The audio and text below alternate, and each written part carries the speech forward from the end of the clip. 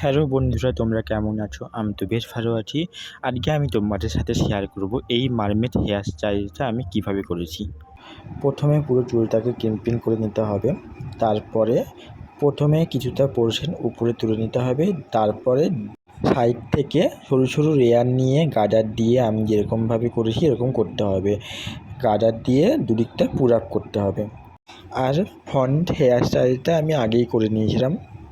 এইবারে হচ্ছে উপরের যে পোর্শনটা আমি রেখেছিলাম সেটাকে নিয়ে একটা গ্যাপ দিয়ে গার্ডারে আটকে সেই গার্ডার দুটোর মাঝখানে লাইন করতে হবে। আর একটা লাইন করে ইউপিন দিয়ে সেগুলোকে সেট করে দিতে হবে। তো চুল যতটা লম্বা হবে এইগুলো সেরকম লম্বা হয়েই নামতে থাকবে। এটা আমি রিয়েল ব্রাইডের উপর করেছিলাম বলে খুব একটা টাইম নিয়ে ভিডিও আমি করতে পারিনি। যতটা সম্ভব হয়েছে আমি তোমাদের সাথে শেয়ার করছি। এই দেখো, সেম প্রসেসভাবে তোমরা করে যাবে। তারপরে যেই গার্ডারগুলো দেখা যাচ্ছে ওই গার্ডারের মাঝখান দিয়ে ইউপিন হোক বা তোমাদের ববি পিন হোক, যেটাতে সুবিধা হয় নিচের পোর্শনের সাথে সেট করে দিতে হবে।